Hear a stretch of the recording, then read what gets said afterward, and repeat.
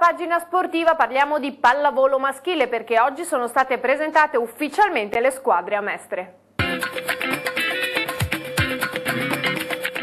7 società del territorio veneziano si sono unite per realizzare il progetto Agorà, da cui sono nate le rose che disputeranno i campionati maschili federali Under 18, Under 14, Under 13 e la prima squadra impegnata in Serie B2 nazionale. Il fatto di essere presente il secondo anno e partire con una Serie B2 ambiziosa e ben strutturata, con un Under 18 che punta di nuovo a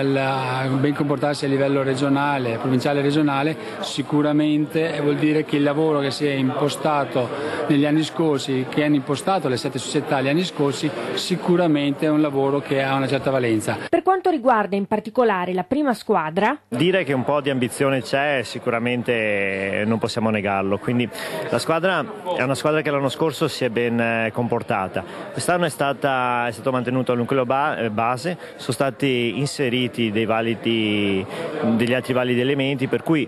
dal terzo posto a pari merito l'anno scorso sicuramente l'obiettivo è quello di voler fare qualcosina di più. Se questo qualcosina di più rappresenta la promozione in B1 non la butteremo via. L'appuntamento è per domenica alle 17:30 al Palazzetto di Trivignano per l'inizio della stagione 2010-2011 di B2.